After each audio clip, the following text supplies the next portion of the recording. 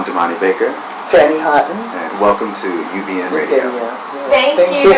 Why did you name the film The House on Coco Road? Yeah. That home is more than just the house is a structure, the four walls. It's the community, it's the family that all lived on that land, that worked that land, generation after generation. So I just felt that kind of honoring my great grandmother and that home that is family. So that's really where the title comes from. So it's like a love letter to your family. It is. I really made it for my family. That's beautiful. Yeah. You guys were under that bed for those 3 days. Right. What were you thinking?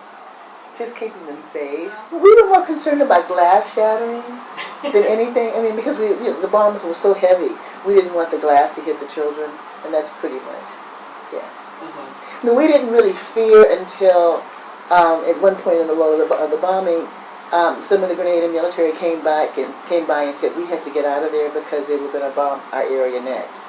Then we knew we had to leave. You know, your mom, of course, it's her instinct as your mother to want to protect you, but you were a child. What were you thinking under that bed? You know, what I remember most was at night, kind of this moment where you, as a family, are going to go to bed, and imagine what it's like to go to bed in the middle of a war. You know, the kind of uncertainty of this is when you're supposed to close your eyes and rest, but meanwhile there's just chaos happening on the other side of your house. So, and I think I remember it was a moment where I had I blamed Ronald Reagan. Did you really? Like, I understood him as the reason, well, you raised me, so I knew that, you know, that he had something to do with what was happening, and I was angry at him personally. How did you feel when Reagan passed away? Oh, wow. That's interesting, because I only knew him or understood him as someone, as I say in the film, that kind of influenced these choices that my mom made, and Angela and Fannie. But, you know, I didn't engage so much. I mean, I just was like, okay. It's funny, they were like, he's a hero to people, and it turned this big celebration, and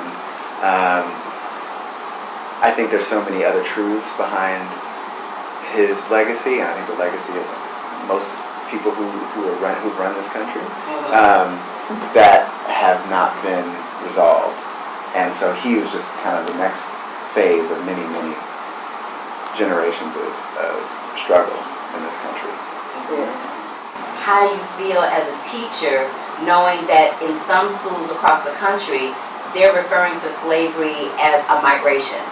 Politically, it's misrepresentation. And so you give the children additional things so they can compare and contrast. And so they're thinking at the same time.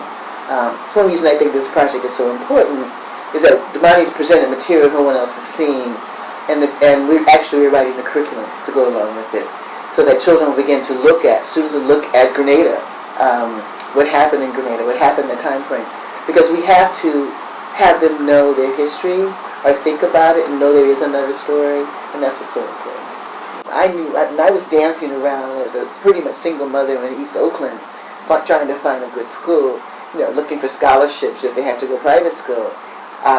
But moving them around from school to school or finding a good school, and then I had a choice to go to Grenada, where the schools were excellent and free, you know. So it's like, you know, next step. It's free as me. That's my motto. Well, also, like, you know, in Grenada we had access to healthcare, education. We felt safe. So from a 9-year-old's perspective, I mean, what a way to... This is great. It's wonderful, of course. It makes this, what we're doing and practicing here, doesn't seem to make sense when you come out of a community like that. To see more on The House on Coco Road, please log on to ubnradio.com, CarlaRenata'sCorner.com, AFCA.com, or NPR.org. It's your girl, Carla Renata. Love, peace, and hair grease.